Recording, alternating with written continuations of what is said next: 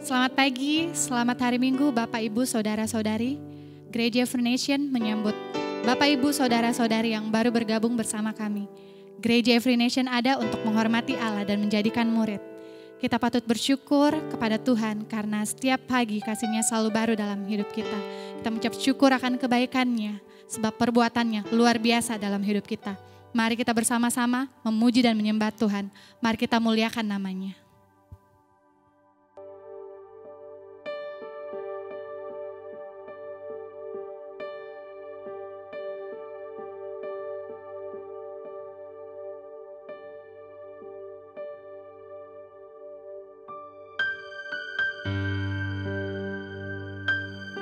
Kami mengucap syukur akan Engkau Tuhan. Sebab tak ada yang sama seperti Engkau Allah kami. Kami naikkan pujian hanya bagi-Mu. Sebab hanya Engkau yang layak. Hanya Engkau yang layak terima pujian.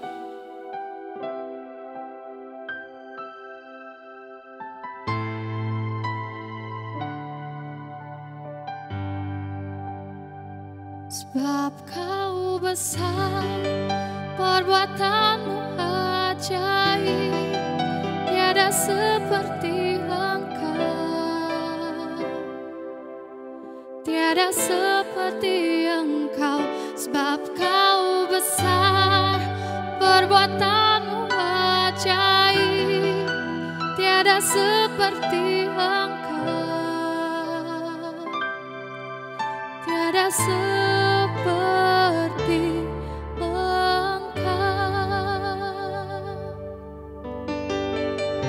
Ku beri kemuliaan, ku beri kemuliaan dan hormat. Ku angkat suara pujian, ku agungkan nama-Mu. Ku beri kemuliaan dan hormat, ku angkat suara pujian, ku agungkan nama-Mu. Sebab Kau besar, perbuatan-Mu ajaib, tiada seperti Engkau, tiada seperti Engkau. Sebab Kau besar, perbuatan-Mu ajaib, tiada seperti Engkau,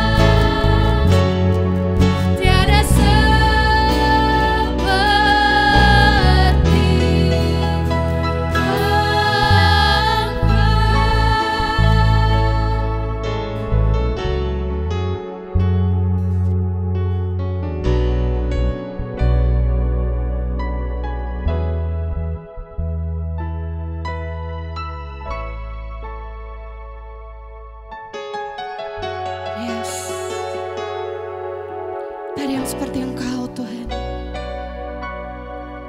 Sebab Kau besar. Sebab Kau besar, perbuatan-Mu ajaib, tiada seperti Engkau, tiada seperti Engkau. Sebab Kau besar, perbuatan-Mu ajaib, tiada seperti Engkau,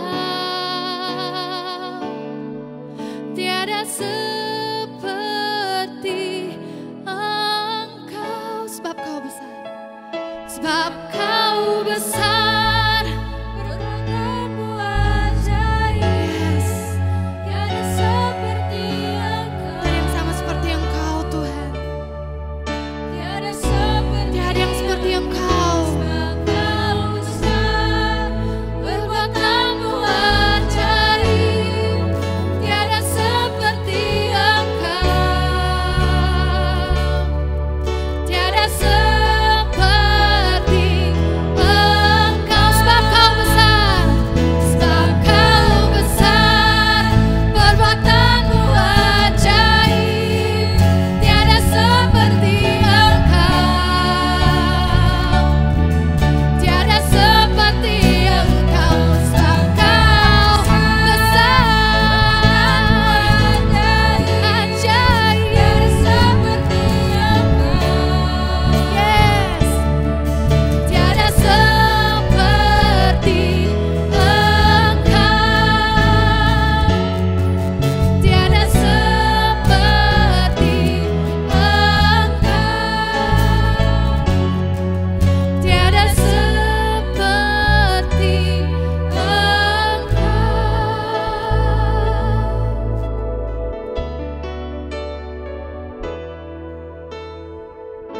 Tiada yang seperti Engkau Tuhan.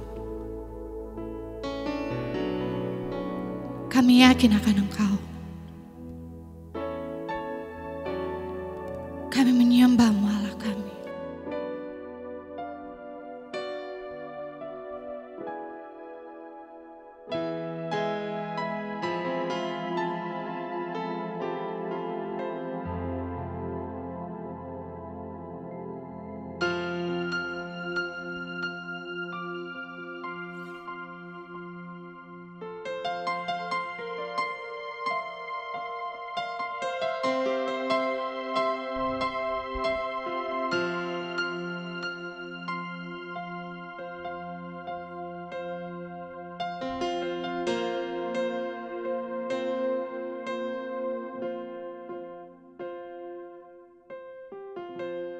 Ku menyembah dalam kudus hadirat-Mu, hampiri tata kasih karunia-Mu Bapa.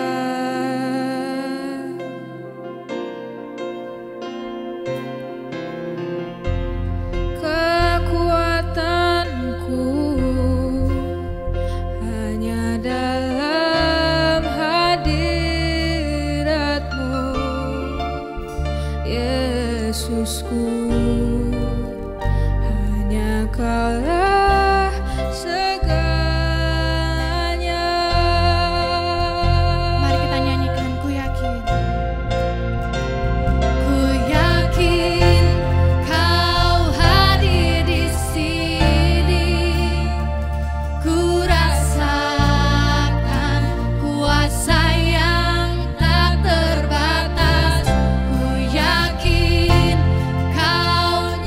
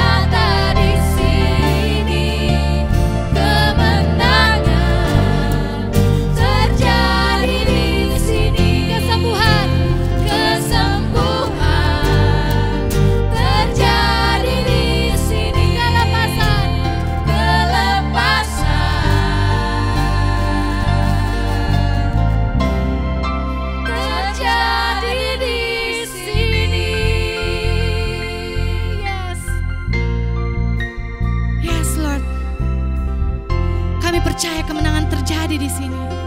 Oleh karena Engkau Allah kami. Engkaulah kekuatan kami. Engkaulah sumber kuat kami. Tak ada yang sama seperti Engkau Tuhan. Segala pujian, segala hormat, segala kemuliaan hanya milik Engkau. Dulu, sekarang, dan sampai selama-lamanya. Hanya di dalam nama Yesus. Amin.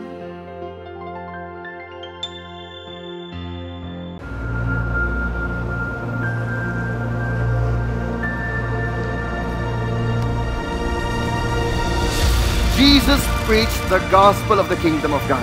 Some parts are already here, some parts are yet to come, and we wait for those in hope. The greatest adventure, the greatest joy is the privilege of being able to serve God in His purpose. You are the salt of the earth. No matter how small your group is, you are the salt of wherever that is.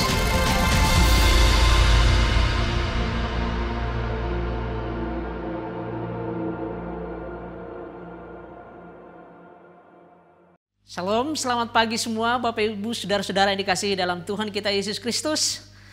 Saya percaya hari ini kita bersuka cita, kita berkumpul kembali bersama-sama untuk memuji Tuhan, menyembah Tuhan, dan kita juga mendengarkan firman Tuhan bersama-sama. Dan saya percaya bahwa Tuhan masih setia menyertai kita di masa-masa yang sulit ini. Karena itu kita harus bersyukur dan bersuka cita hari ini. Hari ini kita akan melanjutkan seri kita, seri firman Tuhan kita di bulan Maret tentang Here and Now, di sini dan sekarang. Nah, minggu lalu kita sudah mendengarkan seri pertama. Dalam seri kita ini kita banyak berbicara mengenai perumpamaan dari Matius pasal yang ke-13. Dan hari ini kita masuk ke seri yang kedua, perumpamaan tentang biji sesawi dan juga ragi. Berapa banyak dari kita hari ini bersuka cita untuk menyambut firman Tuhan hari ini. Saya percaya kita semua bersuka cita. Hari ini ayat kita terambil dari Matius pasal 13 ayat yang ke-31 dan juga ayat yang ke-33. Untuk menghormati firman Tuhan, mari kita sama-sama membaca firman Tuhan dari Matius pasal 13 ayat yang ke-31 sampai dengan 33. Yesus membentangkan suatu perumpamaan lain lagi kepada mereka, katanya, hal kerajaan sorga itu seumpama biji sesawi yang diambil dan ditaburkan orang di ladang. Memang biji itu yang paling kecil dari segala jenis benih, tetapi apabila sudah tumbuh, sesawi itu lebih besar daripada sayuran yang lain, bahkan menjadi pohon sehingga burung-burung di udara datang bersarang pada cabang-cabangnya. Dan ia menceritakan perumpamaan ini juga kepada mereka. Hal kerajaan sorga itu seumpama ragi yang diambil seorang perempuan dan diadukan ke dalam tepung terigu 3 sukat sampai kamir seluruhnya. Mari kita berdoa. Bapa di sorga, kami mengucap syukur. Terima kasih untuk kasih pemeliharaan dan perlindungan serta kebaikan Engkau dalam kehidupan kami semuanya. Hari ini kami datang sama-sama sebagai satu gereja untuk mendengarkan firman-Mu, dan kami berdoa di dalam nama Yesus Kristus, biarlah Roh Kudus menolong kami untuk memberikan kami pengertian tentang kebenaran-kebenaran-Mu. Kami mengucap syukur dan kami percaya bahwa Tuhan ada menyertai kami. Di dalam nama Yesus Kristus kami berdoa. Amin. Baik, Bapak Ibu, kita mulai dari ayat yang ke-31. Di sana firman Tuhan mengatakan, Yesus membentangkan suatu perumpamaan lain lagi kepada mereka. Katanya, hal kerajaan sorga seumpama biji sawi yang diambil dan ditaburkan orang di ladangnya. Perhatikan baik-baik, di ayat 33 juga dikatakan, dan ia menceritakan perumpamaan ini juga kepada mereka. Hal kerajaan sorga itu seumpama ragi yang diambil seorang perempuan dan diadukan ke dalam tepung terigu 3 sukat sampai kamir seluruhnya. Ayat 31, dan kita melihat di sana dikatakan bahwa Yesus membentangkan suatu perumpamaan yang lain. Bahwa hal kerajaan sorga, ayat 33 juga dikatakan hal kerajaan sorga. Ini berarti sesuatu yang sangat penting. Yesus masih berbicara mengenai kerajaan sorga. Dan inilah sebenarnya fokus pemberitaan Tuhan Yesus selama dia di bumi adalah kerajaan sorga. Atau kita sebut juga dengan kerajaan Allah. Minggu lalu kita sudah dengar bahwa fokus utama pemberitaan Yesus Kristus sewaktu dia ada di dunia ini adalah pemberitaan tentang kerajaan sorga atau kerajaan Allah. Nah, apa itu kerajaan Allah? Kita sudah mendengarkan minggu lalu bahwa kerajaan Allah berarti ini berbicara mengenai suatu kerajaan di mana Allah yang menjadi raja. Jadi ada kerajaan dan juga rajanya ada. Jadi kerajaan dan ada raja. Jadi kalau kita berbicara mengenai kerajaan Allah, kita berbicara mengenai kerajaan yang dipimpin, kerajaan yang diperintah oleh Allah sendiri. Itulah istilah dari kerajaan Allah. Dan kita bisa melihat bahwa sebenarnya kerajaan Allah adalah satu ekspresi dari Dia yang berdaulat, Allah yang berdaulat.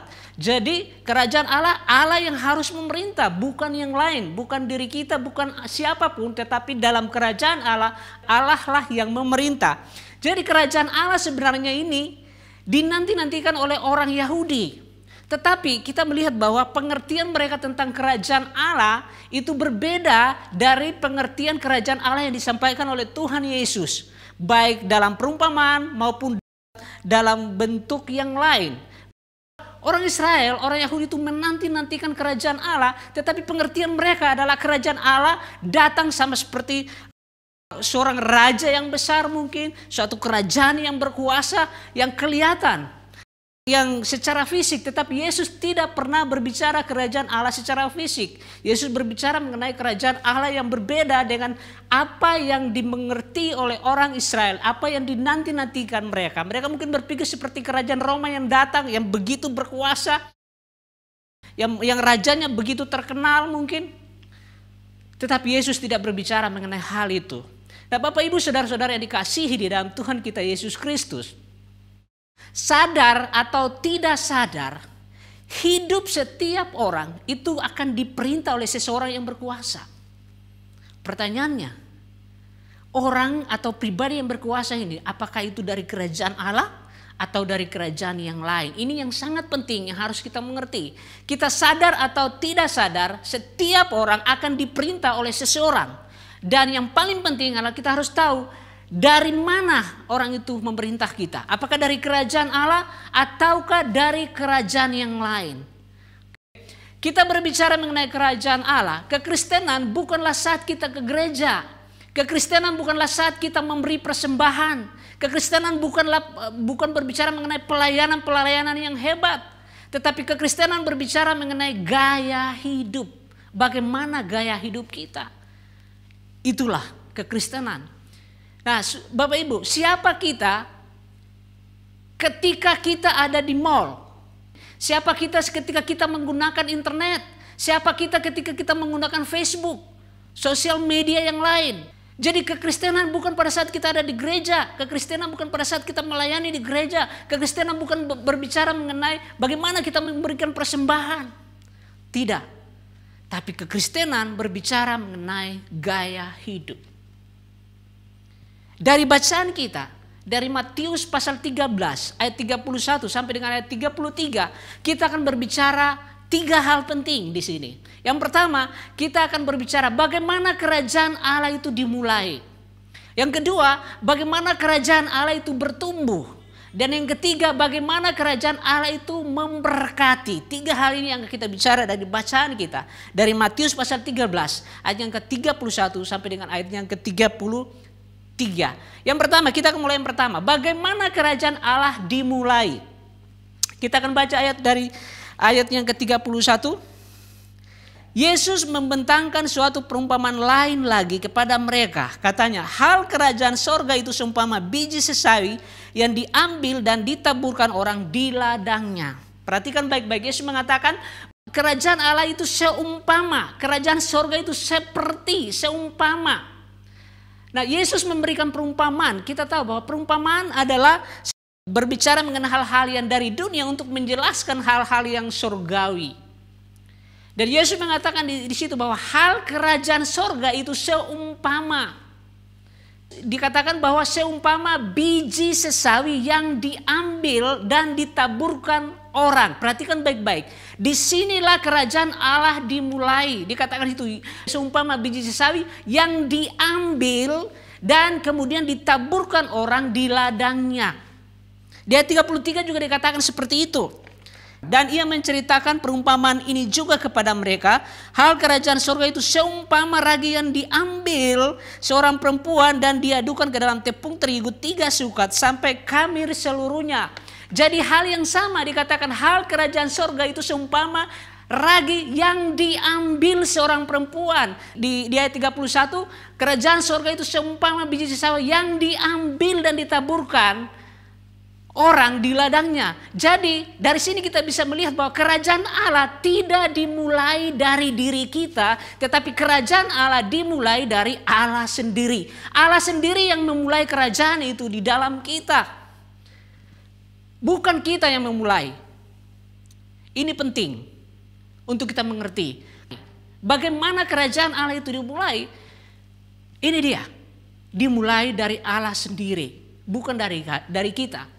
Kita tidak bisa menyentuh kerajaan Allah dengan usaha kita sendiri. Kita tidak bisa menyentuh kerajaan Allah dengan cara kita sendiri. Harus Allah sendiri yang memulai kerajaan itu di dalam kehidupan kita. Bukan kita. Saudara tidak bisa memberi kepada orang miskin. Saudara tidak bisa melakukan sesuatu yang baik kepada orang lain. Dan saudara mengatakan bahwa kerajaan Allah telah datang. Tidak bisa. Karena kerajaan Allah hanya dimulai oleh Allah sendiri, bukan kita. Jadi kita tidak punya sesuatu yang bisa membuat kita datang kepada kerajaan Allah atau sesuatu yang bisa membuat kerajaan Allah datang kepada kita. Tidak, itu semua hanya bisa dimulai oleh Allah sendiri. Di sana dikatakan Yesus membentangkan suatu perumpamaan lain lagi kepada mereka, katanya hal kerajaan surga itu seumpamanya biji sesawi. Yesus mengatakan kerajaan surga itu seumpama biji sesawi. Nah, apa itu biji sesawi? Prinsipnya apa yang lahir dari biji sesawi? Dikatakan bahwa kerajaan Allah seperti biji sesawi. Kerajaan Allah bukanlah sesuatu yang kelihatan dan besar. Biji sesawi adalah dikatakan benih yang paling kecil dari semua benih. Jadi kita bisa melihat bahwa kerajaan Allah itu bukanlah sesuatu yang kelihatan besar dan kuat seperti yang diharapkan oleh orang Israel pada waktu itu. Dan mungkin kita juga kita berpikir kerajaan Allah seperti itu. Kerajaan Allah dimulai seumpama biji sawi. Sesuatu yang kecil, bukan sesuatu yang besar, yang kelihatan, yang kuat. Biji sesawi adalah biji yang paling kecil. Berbicara mengenai biji sesawi, itu adalah berbicara mengenai signifikan. Karena itu adalah biji yang benih yang paling kecil, tapi dia kemudian menghasilkan sesuatu yang luar biasa. Itulah biji sesawi. Bapak Ibu Saudara-saudara, pernahkah saudara merasa tidak berarti? Pernahkah saudara merasa tidak berguna? Pernahkah saudara merasa bahwa saudara kecil, saudara tidak berguna, tidak berfaedah? Pernahkah saudara dalam hidup saudara merasa bahwa saudara kurang signifikan, tidak terlalu bermanfaat bagi orang lain? Bapak Ibu Saudara-saudari, mari kita melihat Yesus. Yesus adalah pribadi yang sangat signifikan. Dikatakan bahwa Yesus lahir di palungan di kota kecil Bethlehem. Yesus lahir di palungan di kandang binatang dan di palungan, kemudian dia lahir di kota kecil Bethlehem. Dia bukan raja yang lahir di istana yang besar, dia bukan raja yang lahir di rumah sakit yang terkenal, dia lahir di kandang binatang di dalam palungan di kota kecil Bethlehem. Apalagi ayahnya berstatus rendah, dia hanya sebagai tukang kayu. Dia dibesarkan di kota Nazaret yang dibenci oleh orang-orang. Firman Tuhan mengatakan di dalam Alkitab menunjukkan bahwa adakah yang baik yang datang dari Nazaret? Dan pelayanannya hanya berlangsung 3 tahun. Tidak lama, hanya 3 tahun pelayanannya berlangsung. Para pengikutnya adalah orang-orang yang biasa, yang tidak bersekolah, yang tidak berpendidikan. Mereka semua hanyalah nelayan. Kemudian dia dituduh, ditangkap dan diadili di hadapan musuh-musuhnya. Dan pada akhirnya dia disalibkan sebagai penjahat di atas kayu salib. Dan saudara, hanya 120 orang pengikut setianya. Follower yang setia hanya 120 orang. Yesus, meskipun kita lihat seperti itu, Yesus begitu signifikan. Inilah satu makna daripada biji sesawi. Biji sesawi adalah penuh dengan signifikansi.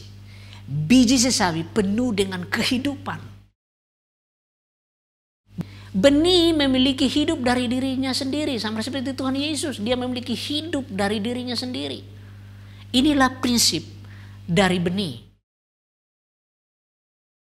Dan saudara, firman Tuhan mengatakan di dalam 1 Petrus 1 ayat 23. Karena kamu telah dilahirkan kembali bukan dari benih yang fana, tetapi dari benih yang tidak fana oleh firman Allah yang hidup dan yang kekal.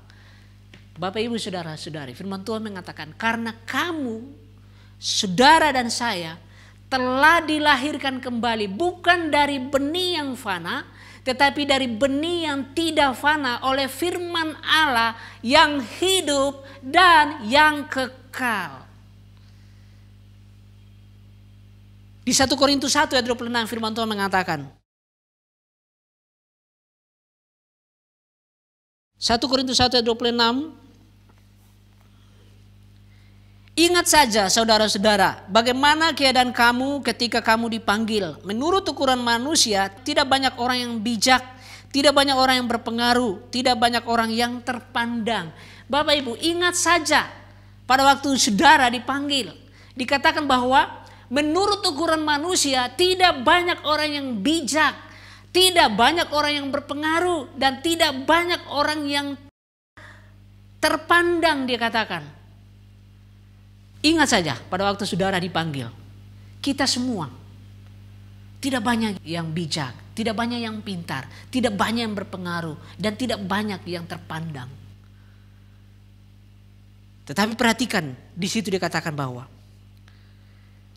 ingat saja saudara-saudara bagaimana keadaan kamu ketika kamu dipanggil. Bapak, Ibu, Saudara-saudari, kerajaan Allah yang ada di dalam kita dimulai ketika kita dipanggil. Kita tidak datang kepada kerajaan Allah itu sendiri. Kita tidak bisa mengambil kerajaan Allah itu sendiri di dalam kehidupan kita. Tetapi kita dipanggil dan kita tahu yang memanggil kita adalah Allah sendiri. Disinilah kerajaan Allah dimulai di dalam kehidupan kita. Makanya di ayat 27 di 1 Korintus 1 ayat 27 dikatakan bahwa tetapi apa yang bodoh bagi dunia dipilih Allah untuk memalukan orang-orang yang berhikmat. Dan apa yang lemah bagi dunia dipilih Allah untuk memalukan apa yang kuat. Saudara, kita semua sebenarnya tidak ada satupun yang signifikan. Tetapi ketika kita dipanggil dan kita diberikan benih yang hidup dan yang kekal itu, dikatakan bahwa apa yang bodoh bagi dunia dipilih Allah untuk memalukan orang-orang yang berhikmat. Dan apa yang lemah bagi dunia dipilih Allah untuk memalukan orang yang kuat. Jadi ini tergantung Allah, bukan tergantung kita.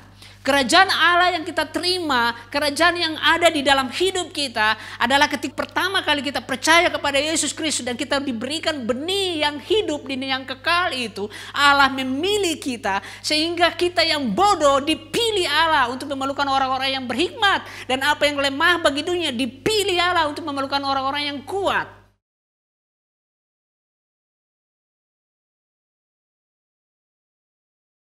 Bapak, Ibu, ketika kita pertama kali menerima Yesus, disitulah Allah memulai kerajaannya di dalam kehidupan kita. Jadi percayalah bahwa ada benih kehidupan di dalam diri saudara. Itulah awalnya kerajaan Allah dimulai di dalam kehidupan kita. Yang kedua, bagaimana kerajaan Allah itu bertumbuh? Kita baca di ayatnya yang ke-32 dari Matius pasal 13. Memang biji itu yang paling kecil dari segala jenis benih, tetapi apabila sudah tumbuh, sesawi itu lebih besar daripada sayuran yang lain, bahkan menjadi pohon, sehingga burung-burung di udara datang bersarang pada cabang-cabangnya. Dikatakan situ bahwa memang biji itu yang paling kecil dari segala jenis benih. Tetapi apabila dia sudah bertumbuh, jadi benih itu bertumbuh. Sewaktu kita pertama kali menerima Yesus Kristus dan diberikan benih yang hidup, yang kekal, itu bertumbuh. Di dalam Yesaya pasal 53 ayat 2 firman Tuhan mengatakan seperti ini. Bahwa benih itu akan bertumbuh. Apa yang telah kita terima dari Dia itu akan bertumbuh. Di Yesaya 53 ini juga terjadi kepada Yesus Kristus. Yesaya 53 ayat 2. Sebagai taruk ia tumbuh di hadapan Tuhan, dan sebagai tunas dari tanah kering ia tidak tampan dan semaraknya pun tidak ada sehingga kita memandang dia, dan rupa pun tidak sehingga kita menginginkan dia. Yesaya menggambarkan hamba yang menderita ini, dan ini merujuk kepada Yesus. Dikatakan bahwa dia sebagai taruk ia tumbuh di hadapan Tuhan, dan sebagai tunas dari tanah kering ia tidak tampan dan semaraknya pun tidak ada sehingga kita memandang dia, dan rupa pun tidak sehingga kita menginginkan dia, tetapi dia bertumbuh, saudara. Yesus bertumbuh. Demikian juga benih yang kita terima dari Yesus itu, dari Tuhan, bertumbuh di dalam kehidupan kita. Di ayat 3 dikatakan seperti ini. Ia dihina dan dihindari orang, seorang yang penuh kesengsaraan dan yang biasa menderita kesakitan. Ia sangat dihina sehingga orang menutup mukanya terhadap dia, dan bagi kita pun dia tidak masuk hitungan. Dikatakan ia dihina, ia dihindari orang ia sangat dihina, tidak masuk hitungan, tetapi dia tetap bertumbuh, saudara. Mungkin hal yang sama terjadi dalam kehidupan kita. Mungkin kita tidak dipedulikan, mungkin kita tidak dianggap, mungkin kita dihindari, bahkan sangat dihina mungkin. Bahkan mungkin kita dalam keluarga kita tidak masuk hitungan. Tetapi ketika kita menerima Yesus Kristus, percaya bahwa benih yang ada dalam kita itu akan bertumbuh. Dan itu akan tetap bertumbuh. Lukas 2 ayat 52. Dan Yesus makin bertambah besar dan bertambah hikmatnya dan besarnya, dan makin dikasihi oleh Allah dan manusia. Yesus yang tadi tidak masuk hitungan, dia dihina dan sangat dihina, tetapi ingat baik-baik bahwa itu dia tetap bertumbuh, bertambah besar, bertambah hikmatnya, makin dikasihi oleh Allah dan juga manusia. Jadi ada pertumbuhan. Inilah prinsip utama dari benih. Benih itu akan bertumbuh dan bertumbuh. Tapi pertanyaannya, bagaimana benih itu bisa bertumbuh? Sebentar kita akan lihat. Di Galatia 6 ayat 9 firman Tuhan mengatakan seperti ini. Galatia pasal 6 ayat 9.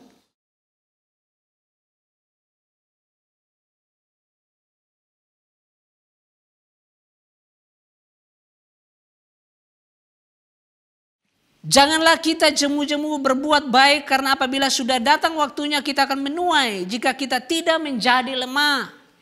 Bapak, Ibu, Saudara-saudara, benih sudah ada di dalam kita, dan benih itu akan bertumbuh dan itu akan menghasilkan buah, itu akan menghasilkan sesuatu. Dikatakan jangan kita jemu-jemu berbuat baik, karena apabila sudah datang waktunya kita akan menuai. Jadi ada waktu untuk menuai. Dikatakan situ bahwa janganlah kita jemu-jemu berbuat baik, karena apabila sudah datang waktunya, jadi kan ada waktu untuk menuai. Yang perlu kita catat adalah janganlah kita jemu-jemu berbuat baik. Apa yang kita bisa lihat? Memang kita harus sabar menunggu, kita harus sabar menantikan. Karena benih itu pasti bertumbuh. Mungkin kita mengalami begitu banyak persoalan di dalam hidup ini. Dan sepertinya kok saya sudah terima Yesus, saya sudah percaya Yesus dan benih itu ada dalam saya. Kok saya seperti begini terus. Ingat, janganlah jemu-jemu berbuat baik. Kita harus sabar menanti. Yesaya 43 ayat 19, firman Tuhan mengatakan, lihat, aku hendak membuat sesuatu yang baru, yang sekarang sudah tumbuh, belumkah kamu mengetahuinya? Ya, aku hendak membuat jalan di padang gurun dan sungai-sungai di padang belantara. Firman Tuhan mengatakan dia Allah yang akan membuat jalan di padang gurun dan sungai-sungai di padang belantara. Tetapi yang penting, bagi kita adalah ini. Sebelum dia mengatakan bahwa Tuhan akan membuat jalan di padang gurun dan sungai-sungai di padang belantara. Di ayat pertama dikatakan, lihatlah aku hendak membuat sesuatu yang baru. Apa yang harus terjadi dalam kita selain kita bersabar, kita tidak jemu-jemu berbuat baik. Yang penting bagi kita adalah kita melihat. Siapa yang kita lihat? Kita melihat Tuhan bekerja. Kita melihat Tuhan melakukan sesuatu yang baru di dalam kehidupan kita. Dia membuat jalan di padang gurun dan sungai-sungai di padang belantara. Kita harus bisa melihat.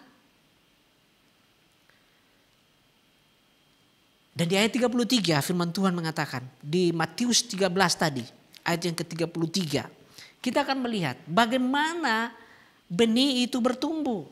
Di ayat 33. Dan ia menceritakan perumpamaan ini juga kepada mereka. Hal kerajaan sorga itu seumpama ragi yang diambil seorang perempuan dan diadukan ke dalam tepung terigu 3 sukat sampai kamir seluruhnya. Yang pertama kita sudah belajar mengenai benih. Prinsip benih adalah dia akan bertumbuh. Benih memiliki hidup di dalam dirinya sendiri. Sama seperti ragi juga. Ragi juga adalah sesuatu yang tidak kelihatan. Tapi dia memberikan dampak yang sangat besar. Memberikan dampak yang sangat luar biasa. Dikatakan di sana bahwa di ayat 33 bahwa hal kerajaan sorga itu seumpama ragi yang diambil seorang perempuan. Kemudian diadukan ke dalam tepung terigu. Ini memiliki kemiripan dengan ayat 32. Bahwa benih itu diambil orang kemudian ditaburkan di ladang. Jadi bagaimana benih itu bertumbuh, bagaimana ragi itu berpengaruh, benih itu harus menyentuh tanah, bersentuhan dengan tanah. Ragi itu harus bersentuhan dengan adonan. Baru dia menghasilkan sesuatu. Ragi adalah sesuatu yang tersembunyi, tetapi sangat berpengaruh. Sama seperti benih sesawi. Sesawi benih yang sangat kecil, tetapi begitu signifikan. Ragi ini harus bersentuhan dengan adonan atau terigu, agar kekuatannya itu bisa dilepaskan. Sedangkan benih perlu kontak dengan tanah agar dia bisa tumbuh dan akan menghasilkan sesuatu yang sangat luar biasa. Yang sangat signifikan. Jadi ragi dan juga benih memiliki kesamaan. Yang pertama, benih sangat kecil. Ragi juga tidak kelihatan. Tapi kemudian benih itu menghasilkan pohon yang besar. Ragi itu kemudian membuat adonan begitu besar. Ragi tidak kelihatan, tetapi berpengaruh yang sangat luar biasa. Firman Tuhan mengatakan bahwa kita adalah garam dunia. Apa yang bisa kita aplikasikan dalam kehidupan kita? Kalau tadi kerajaan Allah telah dimulai di dalam kita dan itu bertumbuh di dalam kita. Ketika kita bersentuhan dengan dunia ini, kita perlu kontak dengan dunia karena kita adalah garam dunia. Setelah kontak terjadi, kekuatannya tidak bisa dihentikan sama seperti benih dan sama seperti ragi. Ketika itu kontak telah terjadi, kekuatannya tidak ada seorang pun yang bisa menahan itu. Demikian juga kita. Ketika kita menerima Yesus Kristus dan kerajaan Allah dimulai dalam hidup kita dan kita mulai kontak dengan dunia ini, kekuatan itu tidak akan bisa dihentikan, akan bertumbuh dan bertumbuh, akan berpengaruh dan berpengaruh. Jadi apa yang bisa kita belajar dari sini? Bahwa jangan terlalu gampang putus asa. Ketika benih telah ditaburkan, kita harus tidak jemu-jemu berbuat baik. Ketika benih telah ditaburkan, kita jangan cepat putus asa, tetapi kita harus percaya terus tekun melakukan apa yang Tuhan kehendaki di dalam kehidupan kita. Jadi kita sudah lihat bagaimana benih itu bertumbuh. Dia hanya bisa bertumbuh ketika dia jatuh ke tanah. Dia bisa bertumbuh ketika dia kontak dengan tanah. Sama seperti ragi. Bagaimana kekuatannya bisa dilepaskan ketika ragi itu bersentuhan dengan adonan. Jadi kita sudah belajar dua hal. Yang pertama, bagaimana kerajaan Allah dimulai di dalam hidup kita? Ketika kita percaya kepada Yesus Kristus. Dan kita percaya bahwa benih dari Allah adalah hidup dan yang kekal. Yang kedua, bagaimana kerajaan Allah itu bertumbuh? Ketika dia kontak dengan tanah dan dia kontak dengan adonan.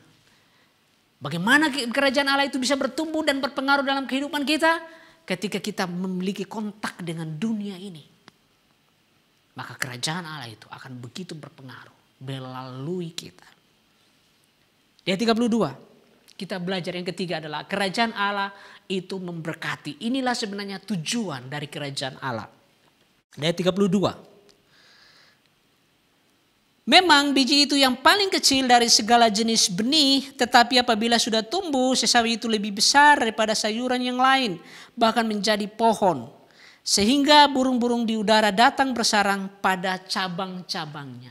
Dikatakan memang biji itu yang paling kecil dari semua benih. Dikatakan paling kecil, tetapi apabila itu sudah bertumbuh, dia katakan bahwa sesawi itu lebih besar daripada sayuran yang lain. Bahkan dia menjadi pohon.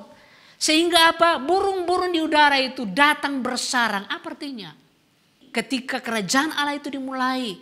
Ketika kerajaan Allah itu bertumbuh. Yang ketiga adalah kerajaan Allah itu memberkati. Kenapa? Karena kemudian biji sesawi ini menjadi pohon. Bahkan burung-burung bersarang pada cabang-cabangnya. Jadi kita bisa mengambil kesimpulan. Ketika kerajaan Allah dimulai, kita percaya bahwa ada benih kehidupan di dalam diri kita. Dan ketika benih itu bersentuhan dengan tanah atau ragi dengan adonan, itu akan bertumbuh dan menjadi besar dan tidak ada satupun yang bisa menahan itu. Dan kita harus sabar dan tidak gampang putus asa. Kita percaya bahwa benih kehidupan yang ada di dalam diri kita akan bertumbuh sehingga kita akan memberi dampak bagi orang banyak. Itulah kerajaan Allah di dalam diri saudara dan di dalam diri kita. Itulah kerajaan Allah di dalam gereja ini. Kerajaan Allah telah dimulai dan kerajaan Allah itu bertumbuh dan kerajaan Allah itu akan mempengaruhi banyak orang. Akan mempengaruhi banyak lingkungan. Akan mempengaruhi bangsa-bangsa, budaya dan sosial kita. Ini yang harus kita mengerti. Ini yang bisa kita belajar dari perumpamaan tentang biji sesawi dan juga ragi. Biji sesawi sesuatu yang sangat kecil tapi begitu signifikan. Ragi sesuatu yang tidak kelihatan tetapi ketika dia bersentuhan dengan adonan tidak bisa dihentikan, kekuatannya dilepaskan. Demikian juga saudara dan saya. Kerajaan Allah telah dimulai ketika saudara percaya kepada Yesus Kristus. Dan kerajaan Allah itu bertumbuh ketika saudara benar-benar bersabar. Tetap percaya, bersentuhan dengan dunia ini. Dan saudara akan memberikan dampak bagi banyak orang. Bagi berbagai lingkungan, dalam berbagai komunitas. Kita akan berdampak karena kerajaan Allah itu tidak bisa dihentikan. Tuhan memberkati. Mari kita berdoa. Bapa di surga, kami mengucap syukur. Terima kasih untuk firman-Mu pada hari ini. Biarlah firman-Mu Engkau meteraikan dalam kehidupan kami. Biarlah kami menyadari bahwa ketika kami menerima Engkau, kerajaan Allah telah dimulai di dalam kehidupan kami. Biarlah kami tidak jemu-jemu berbuat baik. Biarlah kami tidak cepat putus asa, tidak gampang putus asa, tapi kami bersabar bahwa itu pasti bertumbuh. Kerajaan Allah itu akan bertumbuh dan bertumbuh. Dan kemudian ketika kami sabar, kami tekun, kami percaya bahwa kami akan berdampak kepada banyak orang. Kami akan berdampak kepada berbagai lingkungan. Kami akan berdampak kepada setiap komunitas dimanapun kami berada, Tuhan. Karena kekuatan dari kerajaan Allah tidak bisa dihentikan ketika dia bertumbuh dan terus bertumbuh. Terima kasih Tuhan. biarlah Engkau meteraikan firman-Mu dalam kehidupan kami, dalam hati kami. Kami meminta Roh Kudus menolong kami agar kami bisa mengerti firman-Mu, dan tolong kami supaya kami bisa mengaplikasikan kebenaran-Mu dalam kehidupan kami. Pertolongan Roh Kudus kiranya ada selalu bagi kami. Di dalam nama Yesus Kristus kami bersyukur dan berdoa. Amin. Baik, Bapak Ibu Saudara-saudari, kita akan memberikan persembahan, dan saya percaya bahwa kita telah menerima hal-hal yang baik dari Tuhan. Tuhan telah memulai kerajaannya di dalam diri kita, baik secara pribadi, keluarga, dan juga secara gereja ini. Kita percaya bahwa Tuhan telah memulai kerajaan itu, dan kerajaan itu akan terus bertumbuh dan bertumbuh, dan kita akan memberkati banyak orang. Kita diberkati untuk memberkati. Bapak Ibu, kerajaan Allah tidak dimulai dari kita. Kerajaan Allah dimulai dari Allah sendiri. Allah lah yang berkehendak untuk kerajaan Allah itu ada di dalam diri kita. Karena itu, ketika kita bisa memberkati orang lain, kita harus tahu bahwa itu telah dimulai dari Allah sendiri. Biarlah kebenaran ini bisa didengar oleh banyak orang lain yang belum percaya, yang belum mengenal Yesus Kristus. Dan salah satu hal untuk mendukung pemberitaan Injil ini, penyebaran Injil ini, supaya kerajaan Allah yang diberitakan, kita harus mengambil bagian. Salah satunya adalah ketika kita memberikan persembahan kita, apa yang kita berikan bisa dipakai untuk pelebaran dari kerajaan Allah. Karena itu, mari kita siapkan persembahan kita, offering, perpuluhan kita, janji iman kita, persembahan khusus kita. Kita percaya ini akan memberkati banyak orang. Apa yang kita lakukan bukan seberapa besar yang kita berikan, tapi bagaimana hati kita memberi dan memberkati orang-orang melalui ini. Jika sudah siap, mari kita berdoa untuk offering kita. Bapa di surga, kami mengucap syukur karena Tuhanlah yang memberkati kami. Segala berkat berasal daripada Engkau. Segala berkat hanya datang dari Allah yang maha besar. Karena itu kami berdoa. Hari ini sewaktu kami memberi, kami tahu bahwa Tuhan telah memberkati kami. Tuhan telah memperkaya kami dengan berkat-berkat yang berasal daripada Engkau. Karena itu Tuhan, kami berdoa dalam nama Yesus Kristus, kami telah mendengarkan firman-Mu. Biarlah kerajaan Allah ini disebarkan ke berbagai daerah, berbagai tempat. Sehingga setiap orang akan mendengarkan kerajaan Allah ini, pemberitaan tentang kerajaan Allah. Oleh karena itu kami komitmen untuk mengambil bagian dalam memberi Tuhan. Karena itu kami berdoa dalam nama Yesus Kristus, berkatilah setiap hati yang memberi dengan tulus Tuhan. Kami percaya Tuhan yang melihat hati, Tuhan juga yang memberkati berlimpah-limpah Tuhan. Sehingga akan ada banyak orang yang mendengarkan berita tentang kerajaan-Mu Tuhan. Berita tentang kerajaan Allah. Berita tentang kerajaan sorga. Terima kasih Tuhan, kami berdoa untuk offering kami, perpuluhan, janji iman, persembahan khusus kami. Kami berdoa di dalam nama Yesus Kristus. Amin. Selamat memberi. Ku beri kemuliaan dan hormat. Ku angkat suara. Kami angkat suara hanya bagi Engkau Tuhan. Beri kemuliaan Dan hormat. Ku angkat suara pujian, ku agungkan nama-Mu sebab Kau besar, perbuatan-Mu ajaib, tiada seperti Engkau.